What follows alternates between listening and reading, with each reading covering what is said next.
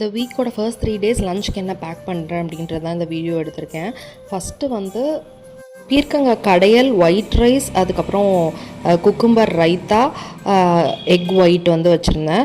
And பிரேக்ஃபாஸ்ட்டுக்கு வந்து dosa and chutney. And அடுத்த நாள் பிரேக்ஃபாஸ்ட்டுக்கு வந்து பார்த்திங்கன்னா மசாலா சுண்டல். அதில் வந்து மேலே கார்ன்ஃப்ளேக்ஸ் போட்டு சாப்பிட்டா நல்லாயிருக்கும், பட் அன்றைக்கி இல்லை, ஸோ மிக்சர் போட்டு சாப்பிட்டோம்.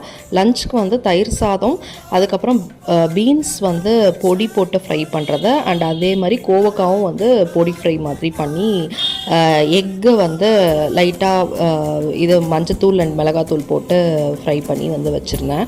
ஸோ அதுவும் வந்து ஒரு மாதிரி ஹோல்சம் லஞ்சாகவே இருந்தது. அடுத்த நாள் லஞ்சுக்கு வந்து பார்த்திங்கன்னா சாம்பார் சாதம், பீட்ரூட்டில் வந்து பச்சை பட்டாணி போட்டு ஃப்ரை பண்ணியிருந்தேன். அண்ட் அது இல்லாமல் எக் ஒயிட் வந்து வச்சு வந்து கொடுத்துருந்தேன். ஸோ பீட்ரூட் வந்து போன தடவை நான் ராஜ்மா போட்டு பண்ணியிருந்தேன்.